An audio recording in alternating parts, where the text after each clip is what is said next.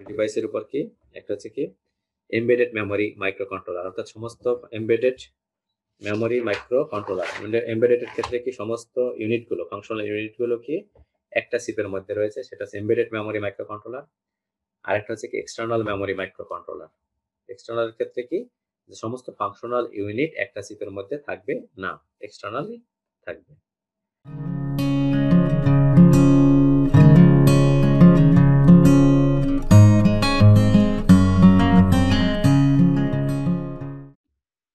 শরীফ বলো, micro processor এবং micro কন্ট্রোলারের পার্থক্য বলো তো শরীফ।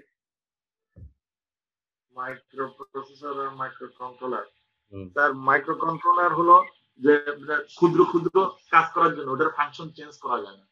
আর মাইক্রো প্রসেসর তো করা যায়। মাইক্রো কন্ট্রোলারটা ফিক্সড আর কি স্যার, যে ওটাতে যেটার জন্য বানাইছে ওই উদ্দেশ্যে ওটা কাজ করবে ফিক্সড, ওটাতে কোনো ভেরিয়েশন বা চেঞ্জ করা যায় না, অপরিবর্তনশীল। আর হুম। মাইক্রো প্রসেসরে ওটা করা যায় আর কি। এটা হ্যাঁ, র্যাম রম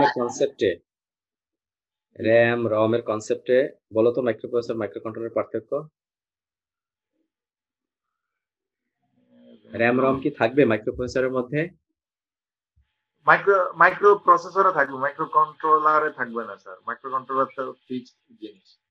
না না, নর্মাল পিসির কথা চিন্তা করো, র্যাম কি মাইক্রো সিপিইউর মধ্যে থাকে? জি স্যার। এই আলাদাভাবে র্যাম র্যাম স্লটে লাগাও না, র্যাম র্যাম রম। ও হ্যাঁ হ্যাঁ, আলাদা স্লটে লাগায় কিন্তু সিপিইউর ভিতরেই তো থাকে স্যার। না না, ওইটা তো সিপিইউ বলে না, ওইটা তো কেসিং।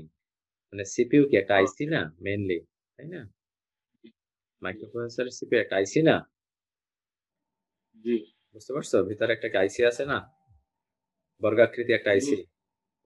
ওইটার জি ভিতরে স্যার, তো এটা র্যাম জানি। রম থাকে না মাইক্রো প্রসেসরে। কিন্তু মাইক্রো কন্ট্রোলারের মধ্যে এর ভিতরে র্যাম রম আইও টাইমার একটা চিপের মধ্যেই থাকে, ঠিক আছে? স্যার তাহলে কি যে মানে মাইক্রো কন্ট্রোলার যেহেতু অপরিবর্তনশীল, কিছু পরিবর্তন করা যায় না, তাই সে কারণে কি সব ফিক্সড করে দেওয়া হয়েছে যে ঠিক, র্যাম রম এটা দিয়া। নির্দিষ্ট কাজের জন্য, হ্যাঁ র্যাম রম ওইটার মধ্যেই থাকে। এবং মাইক্রো প্রসেসরটা কি ভার্সাটিলিটি। ভার্সাটিলিটি মানে কি, আমরা বহুমুখিতা অনেক কাজে ব্যবহার করি। তোমার এই কম্পিউটার আমরা কি অনেক কাজে ব্যবহার করতেছি না সিপিইউটা? আমি জি এডিটিং করতেছি, ক্লাস নিচ্ছি, এন্টারটেইনমেন্টে ব্যবহার করা হচ্ছে, নেট ব্যবহার করছি, তাই না? সব কাজেই প্রোগ্রামিং করা হচ্ছে। আর মাইক্রো কন্ট্রোলার কি নির্দিষ্ট কাজের জন্য ব্যবহার করা হবে, ঠিক আছে? Single purpose. মাইক্রো কন্ট্রোলারটা কি সিঙ্গেল পারপাস, তাই তো? জি sir. Advantages of micro controller আর কি? হামিদা, মাইক্রো কন্ট্রোলার অ্যাডভান্টেজ বলো তো, গত ক্লাসে পড়াইছি 5টা পয়েন্ট আছে, কয়েকটা পয়েন্ট বলো তো। Advantages of micro controller, Hamida,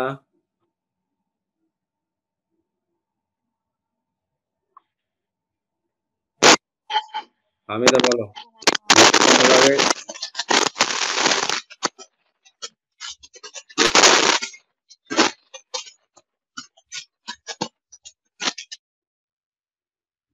micro controller তোমাদের অ্যাটেন্ডেন্স দাও, এই অ্যাটেন্ডেন্স দাও না কেউ, তোমরা ভুলে যাও কিন্তু অ্যাটেন্ডেন্স দাও না ঠিক মতো।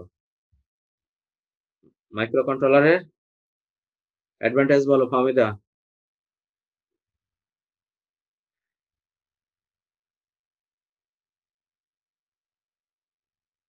ফারহানা নিগার,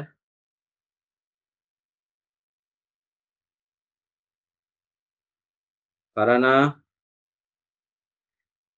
অঙ্কন, মাইক্রো কন্ট্রোলারের অ্যাডভান্টেজেস বলো তো।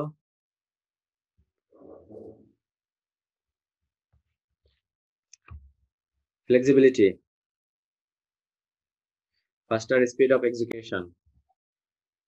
আমার প্রিয় শিক্ষার্থীবৃন্দ, তোমাদের সকলকে অনলাইন ক্লাসে স্বাগতম জানাচ্ছি।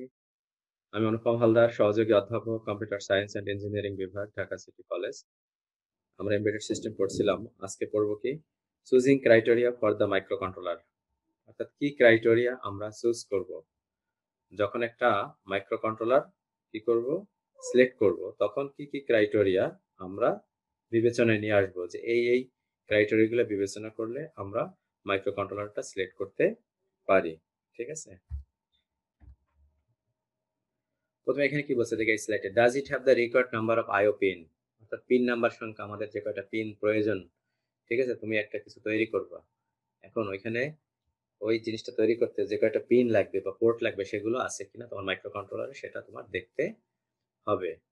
Does it have all other required peripherals, অন্যান্য পেরিফেরালস গুলো আছে কিনা, ঠিক আছে, র্যান্ডম অ্যাক্সেস মেমোরি, র্যামের সাইজ, রমের size, AD, DA, analog to digital converter, DA to digital analog converter, ঠিক আছে, এগুলো তোমার প্রয়োজন হয়। এগুলো মাইক্রো কন্ট্রোলারের মধ্যে আছে কিনা, যখন এটা আমরা সিলেক্ট করব মাইক্রো কন্ট্রোলারটা, তখন আমরা দেখে চুজ করব যে আমার এই স্পেসিফিকেশন এই লাগবে, এই ক্রাইটেরিয়া।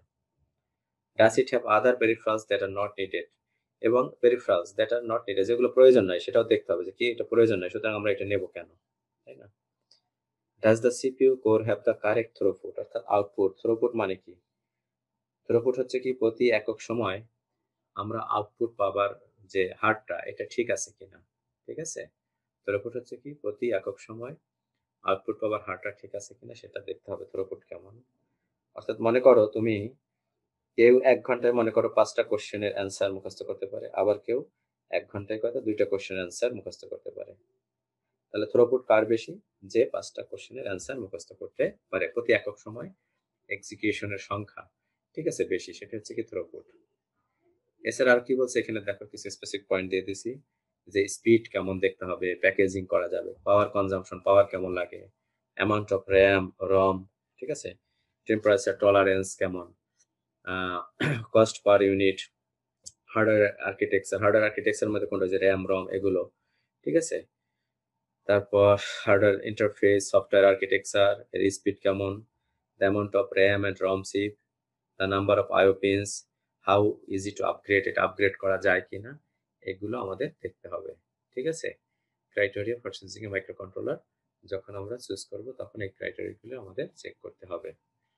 তারপর বলছে কি, the meeting the computer needs to task efficiency and cost effectively, এই কথাগুলোই এখানে এই স্লাইডটা একই কথা বলছে, যে আমাদের স্পিড কেমন হবে, amount of ROM, RAM, the number of IO ports এর সংখ্যা কত, টাইমার আছে কিনা, size, packaging, power consumption, easy to upgrade করা যায় কিনা, কস্ট পার ইউনিট, কস্ট কেমন, পাওয়ার কেমন প্রয়োজন হয়, ঠিক আছে, number of IO pins, timer on chip, তারপর কি software, availability of software development tools গুলো, অর্থাৎ তুমি যে মাইক্রো কন্ট্রোলার কোর কিনলা এটার যে অ্যাভেলেবিলিটি, অর্থাৎ যে সফটওয়্যার ডেভেলপমেন্ট টুল গুলো এগুলো আছে কিনা, ঠিক আছে, সেটা আমাদের দেখতে হবে। তারপর is the device available in sufficient quantities, অর্থাৎ তুমি যে মাইক্রো কন্ট্রোলারটা প্রয়োজন তখন ওইটা কি বাজারে সাফিসিয়েন্ট কোয়ান্টিটি আছে কিনা, ঠিক আছে, দেখা গেল কি বাজারে শেষ মুহূর্তে দেখা যায় ওইগুলোর বেশি নেই, ঠিক আছে, তাহলে তোর এটা নিয়ে, ওই মাইক্রো কন্ট্রোলার নিয়ে কোনো কাজ নাই।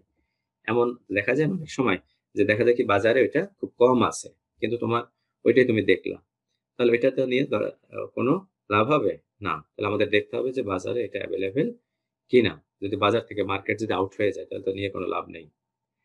তারপরে is the device in production today, প্রোডাকশনে আছে কিনা এটা, অর্থাৎ এটা মানে মার্কেটে অ্যাভেলেবেল কিনা প্রোডাকশনে, সেটা আমাদের দেখতে হবে। হোয়াট অ্যাবাউট দ্য ফিউচার, ফিউচারে এটা কি অবস্থা, ফিউচারে কি এই মাইক্রো কন্ট্রোলার পাওয়া যাবে কিনা, অথবা এর মাইক্রো কন্ট্রোলার ফিউচারে বা এর প্রোডাকশন বন্ধ হয়ে যাবে কিনা, বা কোম্পানি আউট হয়ে যাবে কিনা, সমস্ত ইনফরমেশন গুলো আমাদের নিতে হবে যখন কোন একটা মাইক্রো কন্ট্রোলার আমরা চুজ করবো, ক্রাইটেরিয়া গুলো দেখব। তারপর বলছে কি ইজ ডেভেলপমেন্ট সাপোর্ট অ্যাভেলেবেল, অর্থাৎ আমাদের সফটওয়্যার টুলস গুলো, যেরকম বললাম, যেটা assembler, compiler, debugging tools, BBS, BBS মানে কি অনলাইন বুলেটিন বোর্ড সার্ভিস, এই বিবিএসটা কি, BBS is a computer server running software, এটা বিবিএস কি computer server running software that allows user to connect to the system using a terminal program.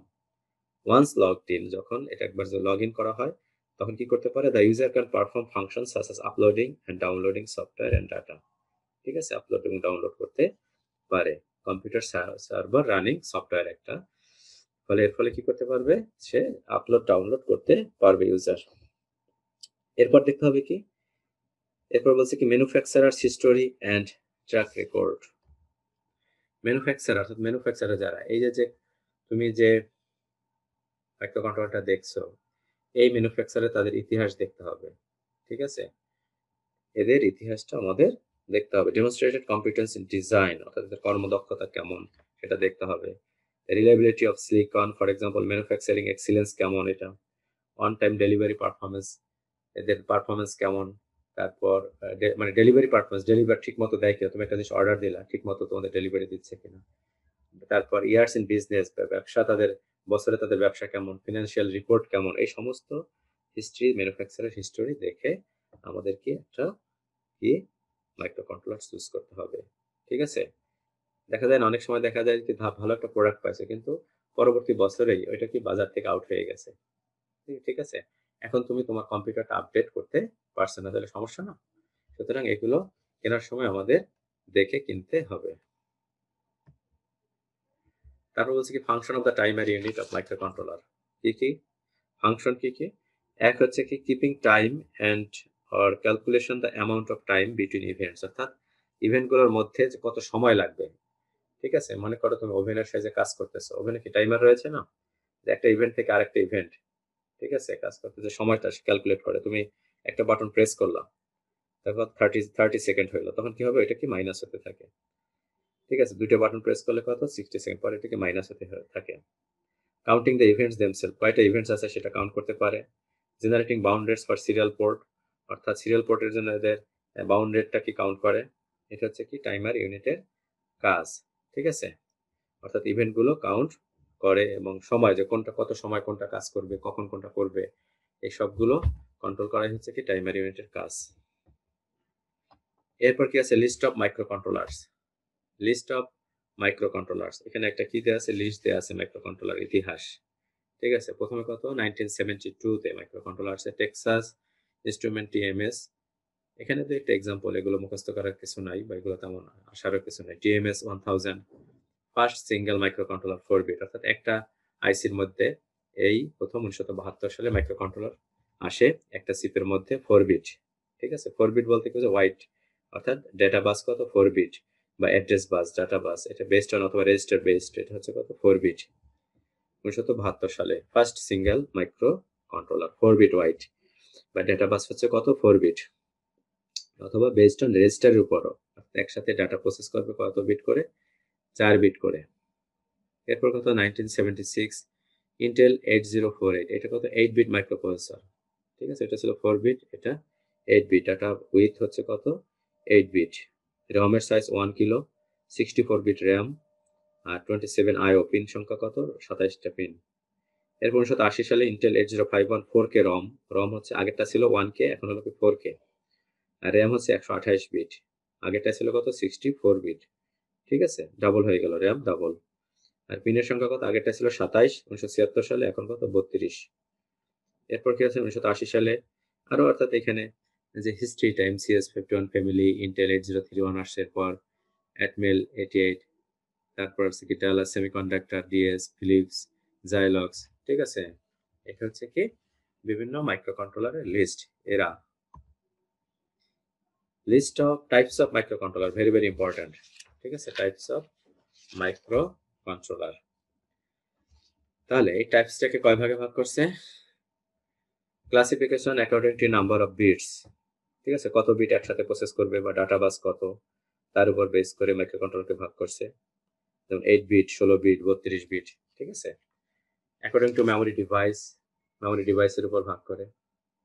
কোনোটা কি memory device কি embedded memory micro controller, আরেকটা হচ্ছে কি এক্সটার্নাল মেমোরি মাইক্রো কন্ট্রোলার। আরেকটা হচ্ছে classification according to instruction set. Instruction set কি CISC RISC processor, CISC রিস্কের উপর বেস করে। আর classification according to memory architecture. এই মেমোরি আর্কিটেকচার কোনটা, একটা হচ্ছে কি হার্বার্ট মেমোরি আর্কিটেকচার, আর একটা হচ্ছে Princeton memory architecture micro controller. এই 4টা ভাগে মাইক্রো কন্ট্রোলারকে ভাগ করা হয়েছে। ঠিক আছে, তাহলে প্রথম কি according to number of bits, বিটের সংখ্যার উপর ভিত্তি করে। ঠিক আছে, বিটের সংখ্যা করে।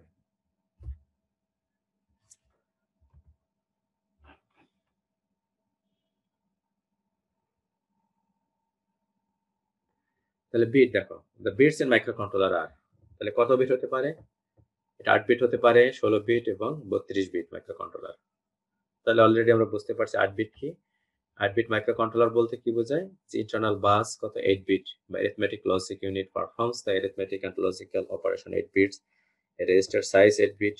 ঠিক আছে, অর্থাৎ 8 বিট করে প্রসেস করে। এটা হচ্ছে কি 8 bit micro controller. When the internal bus is 8-bit, then the arithmetic logic unit performs the arithmetic and logical operation.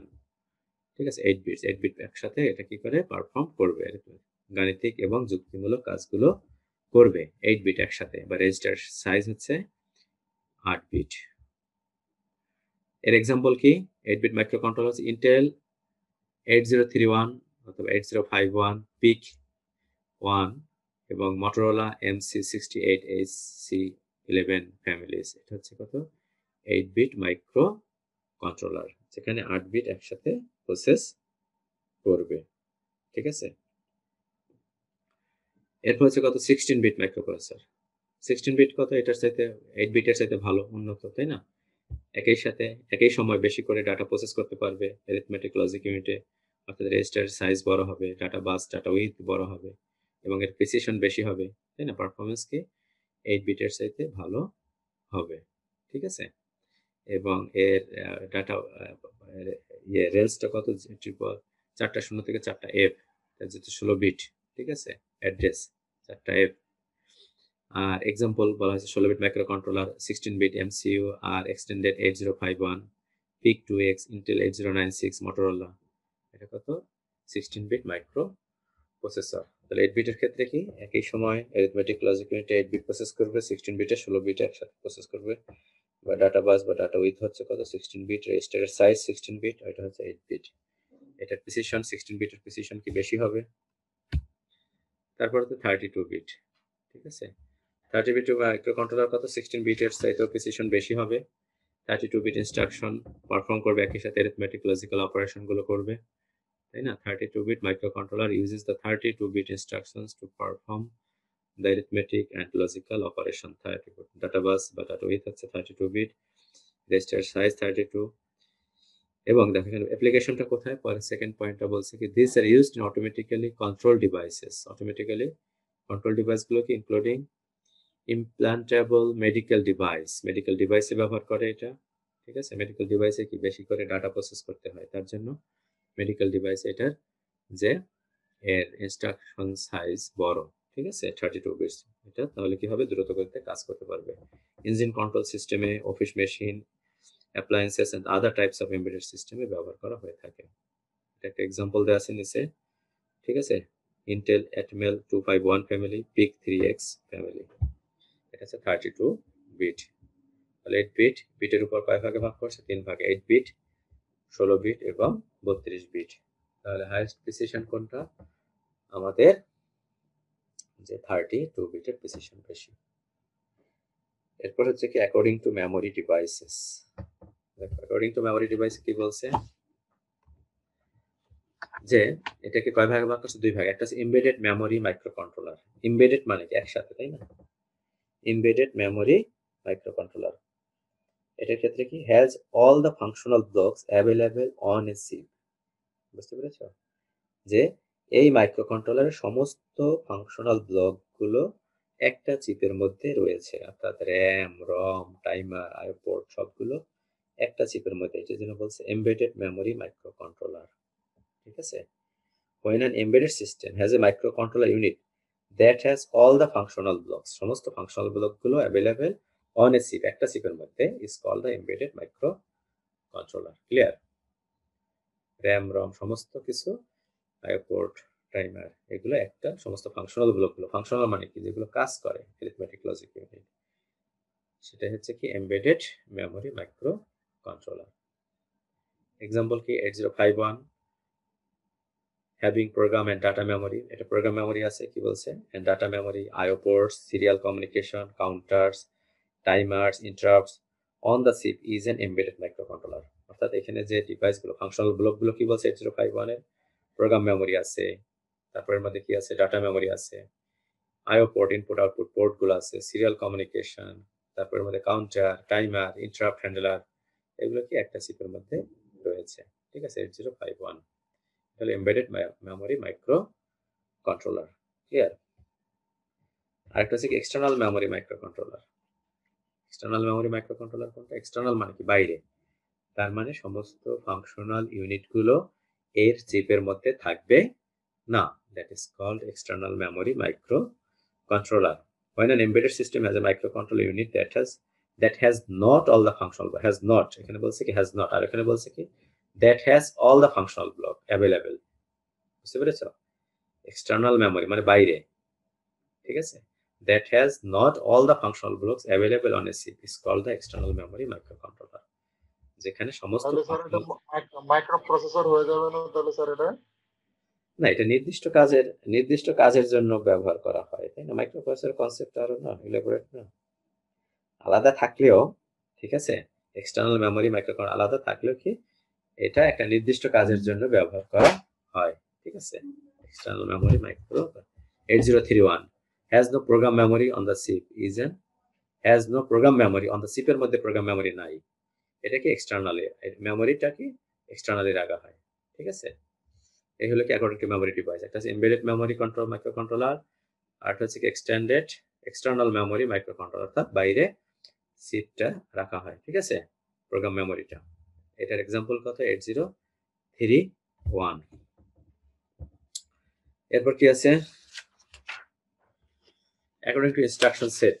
Instruction set কি আমাদের সিস্ক প্রসেসর, সিস্ক রিস্ক, আমরা সিস্ক রিস্ক প্রসেসর পড়ছি না, এক্ষেত্রেও সিস্ক এবং রিস্ক মাইক্রোকন্ট্রোলার আছে। সিস্ক হচ্ছে কি complex instruction set computing, risk হচ্ছে রিডিউসড ইনস্ট্রাকশন সেট কম্পিউটিং। সিস্কের ক্ষেত্রে কি, এটার ক্ষেত্রে less register, pipelining, difficult pipelining, ঠিক আছে, এবং মেনি ইনস্ট্রাকশন। আর রিস্কের ক্ষেত্রে কি রিস্ক এক্সিকিউট ওয়ান ইনস্ট্রাকশন পার ক্লক সাইকেল, ঠিক আছে, পার ক্লক সাইকেল একটা ইনস্ট্রাকশন এক্সিকিউট করবে, কিন্তু সিস্ক tax more than one cycle two execute. রিস্কের ক্ষেত্রে ফিউ ইনস্ট্রাকশন, আর সিস্কের ক্ষেত্রে কি মেনি ইনস্ট্রাকশন, অর্থাৎ অল্প ইনস্ট্রাকশন দিয়ে অনেক একাধিক কাজ করা যাবে রিস্কের ক্ষেত্রে। রিস্ক প্রসেসর আমরা তো প্রসেসরের ক্ষেত্রে যখন পড়ছি রিস্ক কি ভালো না, তাই না, ফাস্টার।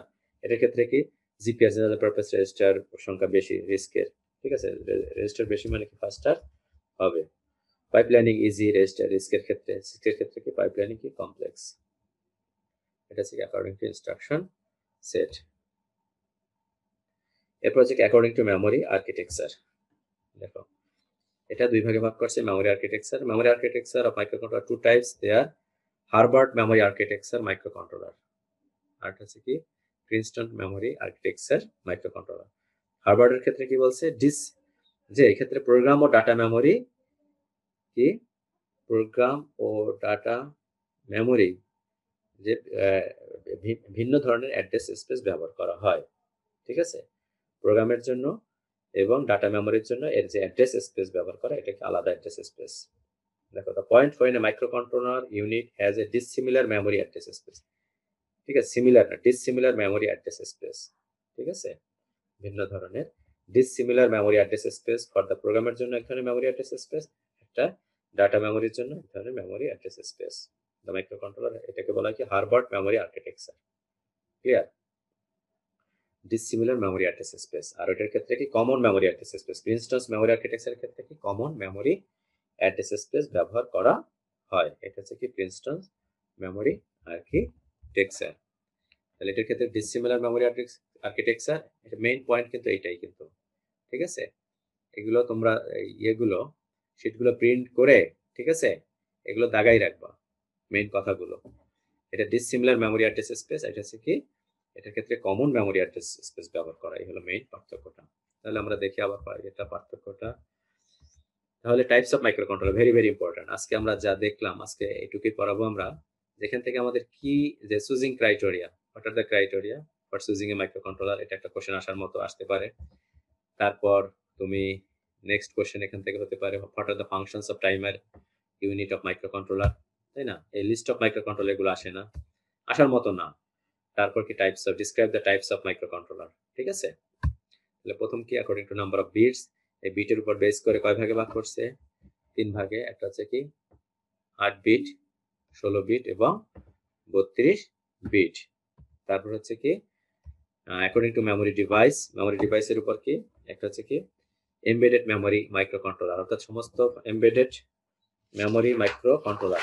এমবেডেড এর ক্ষেত্রে কি সমস্ত ইউনিটগুলো, ফাংশনাল ইউনিটগুলো কি একটা চিপের মধ্যে রয়েছে, সেটা হচ্ছে এমবেডেড মেমোরি মাইক্রোকন্ট্রোলার। আরেকটা হচ্ছে কি এক্সটার্নাল মেমোরি মাইক্রোকন্ট্রোলার। এক্সটার্নাল এর ক্ষেত্রে কি যে সমস্ত ফাংশনাল ইউনিট একটা চিপের মধ্যে থাকবে না, এক্সটার্নালি থাকবে। তারপর অ্যাকর্ডিং টু ইনস্ট্রাকশন সেট আছে সিস্ক এবং রিস্ক মাইক্রোকন্ট্রোলার। আর একটা হচ্ছে কি অ্যাকর্ডিং টু মেমোরি আর্কিটেকচারের মধ্যে কি হারভার্ড মেমোরি আর্কিটেক্ট কন্ট্রোলার, আর একটা হচ্ছে এক্সটার্নাল মেমোরি প্রিন্সটন। হারভার্ডের ক্ষেত্রে কি প্রোগ্রাম ও ডাটা মেমোরির জন্য ভিন্ন ধরনের অ্যাড্রেস স্পেস ব্যবহার করে, ডিসিমিলার। আর এটার ক্ষেত্রে কি সিমিলার। প্রিন্সটনের ক্ষেত্রে সিমিলার মেমোরি আর্কিটেকচার। ঠিক আছে, তাহলে আজকে আমাদের আলোচনার বিষয়বস্তু এটুকুই। ক্লিয়ার? নেক্সট ক্লাসে আমরা পড়বো কি পিক মাইক্রোকন্ট্রোলার পড়বো। ঠিক আছে, নেক্সট ক্লাসের টপিক হচ্ছে পিক মাইক্রোকন্ট্রোলার, পিআইসি। তোমরা একটু দেখো তো পিক মাইক্রোকন্ট্রোলার, বুঝতে পারছো? নেক্সট ক্লাসে আমরা পড়বো পিআইসি, বড় হাতে পিক মাইক্রো কন্ট্রোলার পড়বো।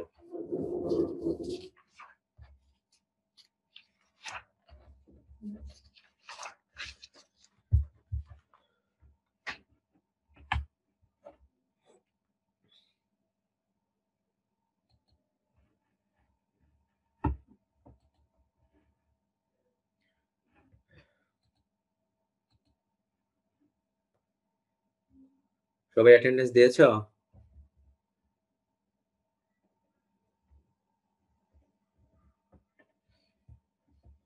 লিজা আক্তার, লিজা শোনা যাচ্ছে? লিজা আক্তার, লিজা ক্লাসে জয়েন করে কি চলে যায় নাকি? লিজা, মিনা শোনা যাচ্ছে আমার কথা? জি স্যার, শোনা যাচ্ছে। আচ্ছা, মিনা বলো তো, what are the difference between Harvard memory architecture and Princeton memory architecture? Harvard memory architecture R Princeton memory architecture.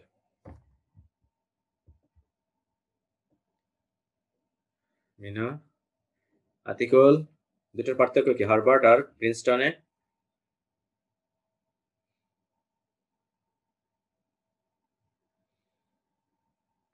কে বলতে পারবে বলো?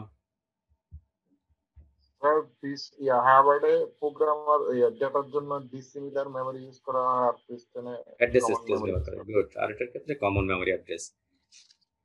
ইনস্ট্রাকশন সেট অনুযায়ী কয় ভাগে ভাগ করছে মাইক্রোকন্ট্রোলার? কি কি 4 ভাগে স্যার। কয় ভাগে? 4 ভাগে না স্যার? না, ইনস্ট্রাকশন সেট 2 ভাগে, ও সিস্ক এবং রিস্ক মাইক্রোকন্ট্রোলার। সিস্ক মাইক্রোকন্ট্রোলার একটা হচ্ছে RISC microcontroller. Tania Akter, according to memory device মাইক্রোকন্ট্রোলারকে কয় ভাগে ভাগ করছে? কি কি অ্যাকর্ডিং টু মেমোরি ডিভাইস? জি স্যার, আবার একটু বলুন। অ্যাকর্ডিং টু মেমোরি ডিভাইস মাইক্রোকন্ট্রোলারকে কি কি ভাগে ভাগ করা হয়েছে এবং কি কি?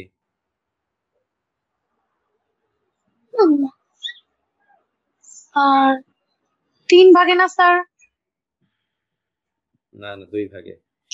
তিন ভাগে স্যার ভুলে গেছি। 3 ভাগে শুধুমাত্র number of bits. Sir medium scale ওইটা। এমবেডেড মেমোরি মাইক্রোকন্ট্রোলার, একটা হচ্ছে এক্সটার্নাল মেমোরি মাইক্রোকন্ট্রোলার। ঠিক আছে, আচ্ছা আচ্ছা, সরি। একটা হচ্ছে এমবেডেড মেমোরি মাইক্রোকন্ট্রোলার, আর একটা হচ্ছে কি এক্সটার্নাল মেমোরি মাইক্রোকন্ট্রোলার। এমবেডেড এর ক্ষেত্রে কি একসাথে থাকবে, সমস্ত ফাংশনাল ইউনিট গুলো একসাথে থাকবে, আর এক্সটার্নাল এর ক্ষেত্রে কি যে র্যাম রম আলাদা থাকতে পারবে। ঠিক আছে, আর according to number of bits কয় ভাগে ভাগ করা যায়? 3 ভাগে স্যার। কি কি স্যার 8 বিট, 16 বিট, 32 বিট। আচ্ছা, গুড। তাহলে 8 বিট, 16 বিট এবং 32 বিট, এই 3 ভাগে ভাগ করা হয়েছে। এরপর কি বললাম আজকে? আমাদের function of primary unit microcontroller, আর একটা হচ্ছে choosing criteria of the microcontroller. ঠিক আছে, কিছু ক্রাইটেরিয়ার নাম বলো তো, কয়েকটা ক্রাইটেরিয়া বলো তো কেউ। Cost, power efficiency, temperature, number of pin. ঠিক আছে, আতিকুল,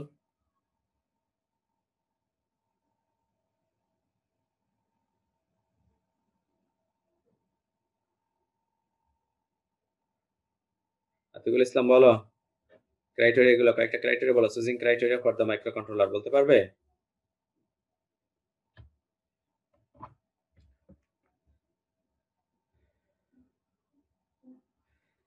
আচ্ছা, তাহলে আজকে এই পর্যন্তই থাক, ঠিক আছে? একটু ভালো করে পড়বে। Choosing criteria for the micro controller, তারপর classification, functions of the timer unit micro controller, ঠিক আছে? নেক্সট ক্লাসে আমরা পড়বো কি পিক মাইক্রো কন্ট্রোলার। জি স্যার। তো থ্যাংক ইউ ভেরি মাচ, তোমরা ভালো থাকবে সবাই।